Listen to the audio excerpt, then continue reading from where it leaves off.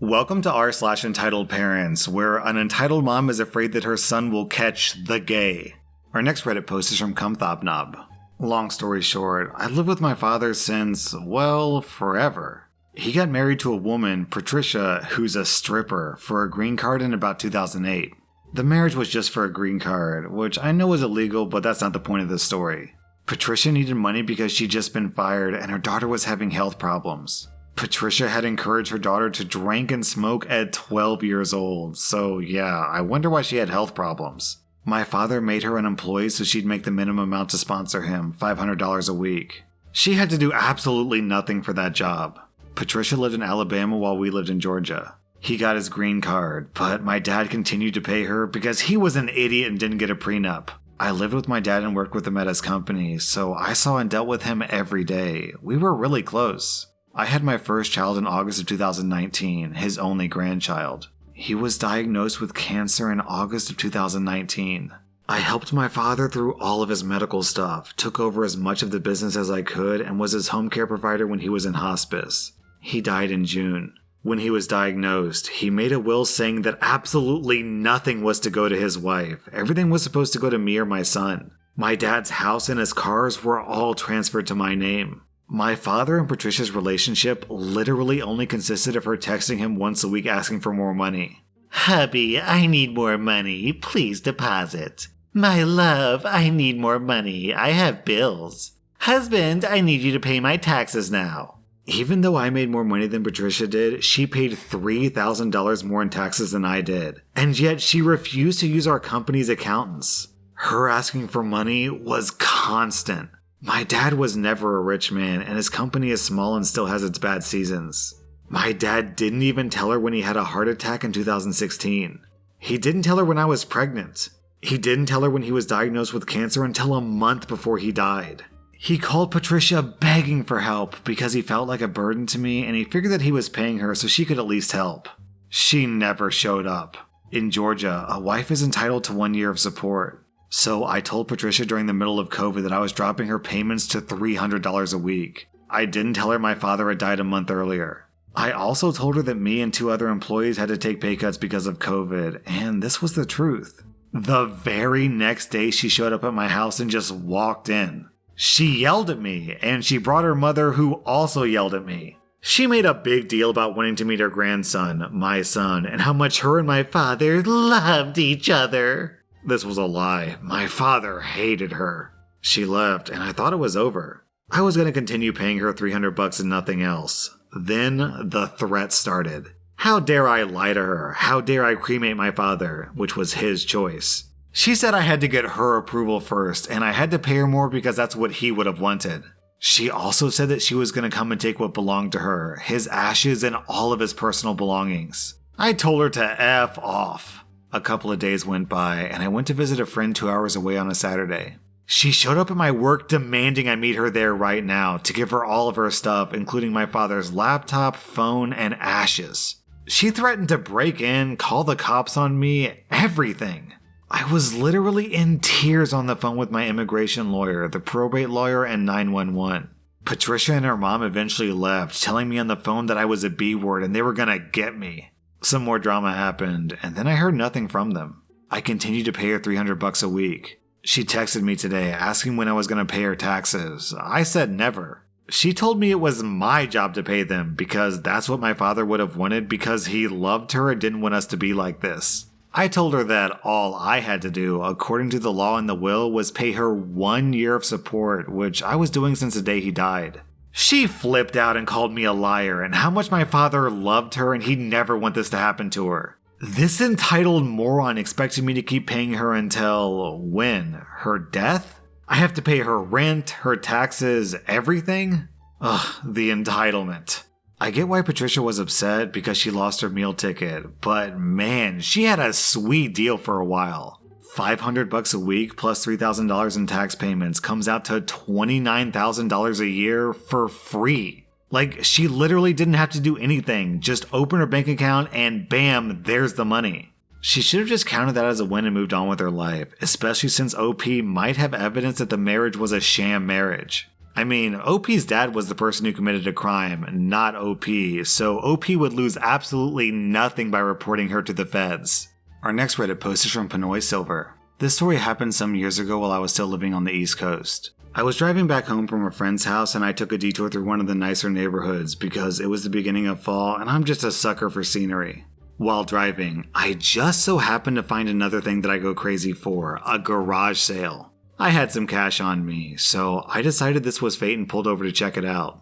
At first, I didn't really see anything special, just the kind of stuff you would expect to see at any garage sale. Old furniture, clothes, DVDs, and other small items. But then, in the corner of my eye, I saw something that I just didn't expect to see, a guitar. I went in for a closer look, expecting it to be some kind of cheap beginner guitar, the kind with a brand name you don't recognize, but no. What stood before me was an actual Gibson Les Paul. Side note, for those who don't know, Gibson is a very prestigious guitar brand name, and Les Paul is probably their most famous model type. This model of guitar is legendary for being the weapon of choice amongst god-level rock stars. For example, Slash from Guns N' Roses or Ace Frehley from Kiss used this guitar. Now back to the story. She was beautiful, and yes, I refer to guitars as she. She was gold in color with white trim and looked kind of old but in really good condition. But what got me in an actual state of shock was the price tag. The price was $50. I couldn't help but think that the person selling this forgot to add 2 zeros to the price tag. So I picked up the guitar and went to the woman handling the sale to ask her about it. She didn't really look like a typical entitled parent, but her attitude and body language just radiated entitlement. It was like her aura was made out of pure smugness and hatred for the working class. Just by talking to her, I couldn't help but feel that she was the kind of soccer mom that you would expect to yell at the coach, the referee, other parents, and maybe some of the kids. But I digress. Excuse me, ma'am, can I ask about this guitar? The price says $50, is that correct? Yes, that's correct. Well, that's an unusually good price. Is there a reason for that? Yes, it's broken. I figured someone could just use it like a decoration in their man cave or something. Hearing that just broke my heart. But it also got me curious because I couldn't find anything physically wrong with the guitar. There weren't any cracks or any other signs of damage. I started asking more questions thinking maybe I could fix her later. However, it was at this moment that any and all logic began to die and roll down the hill away from me. Can I ask what's wrong with it? Yes, my baby can't play it. Excuse me? My son, he says it's unplayable. Oh, does he work with guitars, like a technician or something? Oh no, he can't work. My baby is only 12. Hearing that stunned me for a second, but then I decided to try to give her the benefit of the doubt. I don't know this kid, so maybe he was one of those young musical virtuosos who got accepted to Juilliard early or something. So, I take it your son is musically talented? Oh, very much so. He plays that Guitar Hero game all the time. What? Oh, you know, that game where you play music. He's constantly playing that game and is always getting the high score on it. I kept a straight face, but my mind was turning into that meme of the woman trying to do math. So, because of that, you got him a real guitar? Well, of course. When you have a child as gifted as mine, it's important that you nurture their gifts. So, you think he knows what he's doing? He obviously knows what he's doing, so if he says it's broken, then it's broken. Listening to her talk made my brain hurt, but it also helped me decide to take the chance to buy the guitar. While I was paying, this woman went on a long, insane rant about how the guitar was actually a gift from the kid's late grandfather from the dad's side of the family, and how he must not like her son because he gave him an old hand-me-down guitar instead of a brand new one. Hearing all this legitimately upset me, but I just kept my mouth shut and left. After getting home, I immediately took the guitar, plugged her into my amp, retuned her, and played a few notes and chords. To my amazement, it sounded perfect. It was as if her soul was singing the praises of her freedom. I spent the rest of the day playing and tripping out that not only have I purchased my first ever Gibson Les Paul, but I also only paid $50. But the story doesn't end here. A few weeks later, I made a friend at a party who was an actual guitar technician. I told him my story, and he said that if I wanted, he could appraise my guitar for me and tell me her true value. I took him up on the offer, and the results blew me away. It turns out that my baby was a vintage Les Paul from 1973, retailing at well over $3,000. He then asked me if I was interested in selling, but I told him there was absolutely no way I was ever letting go of her. But the story still doesn't end here. Shortly after getting my baby appraised, I get word from a friend who, turns out, works in the same office building with the husband of the entitled mother. She updated me about what she learned, and apparently, the entitled mother's husband is, of course, righteously pissed. It turns out that not only did the entitled mother sell a very expensive guitar for $50 that was a gift from his father to her spoiled kid, but she also did it without her husband knowing. Not only that, my friend informs me that the entitled mother has been looking for me. My friend tells me the entitled mother wants to find me so she can demand her guitar back. Not to offer to buy it or to even pay back what I paid. She wants to demand that I give it back for free because, apparently, I scammed her out of a priceless family heirloom and robbed her child's ability to play music. My friend said that she didn't say anything about her knowing me, but then asked me if I wanted to say anything to them about who I was. I tell her absolutely not.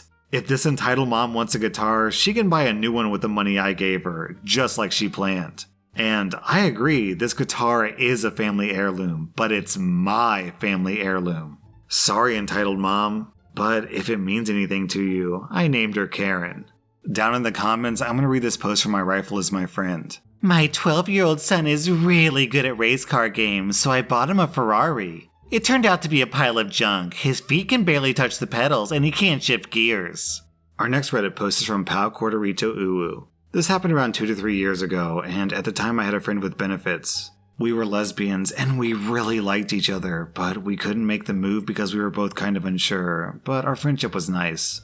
I was walking down the street with her holding her hand when I decided, hey, maybe eating something right now would be nice. So I asked her if she wanted to go eat some Completos. Completos are like the Chilean version of hot dogs. They're 1,000 times better and cooler. And she said yes, so we went to go get some. We arrived at a place that sold Completos and we took our seats. While we were waiting, she flirted with me a bit and I flirted back, and everything was going fine until the entitled mother and entitled kid entered the restaurant. At first, I didn't even notice them when they took a seat close to our table. But then, after a while, the entitled kid suddenly screamed, "Ew, Mom, look, they're sick with the gay." By the way, this kid was about 6 or 7 years old.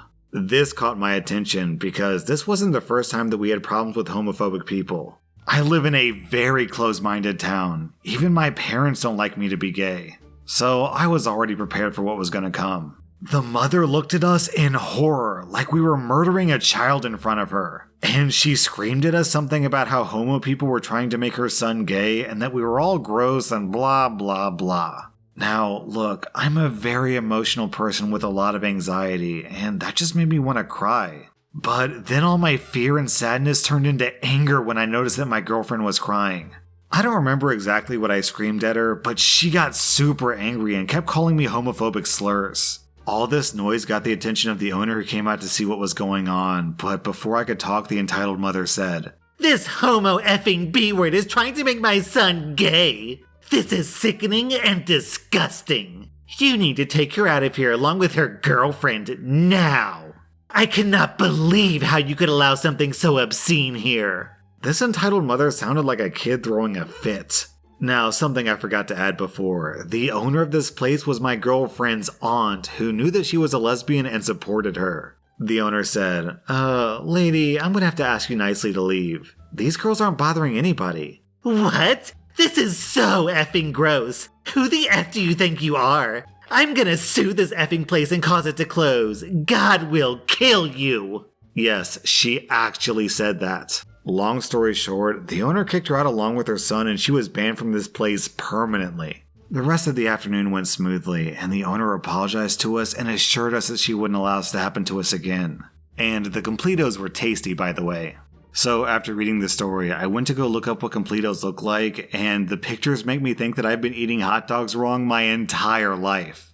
They basically look like gourmet hot dogs with like melted cheese and guacamole and red peppers, and oh my god, just looking at it's making me hungry. That was r/Entitledparents, and if you like this content, check out my podcast where I publish the exact same episodes. Also, hit that subscribe button because I put out new Reddit videos every single day.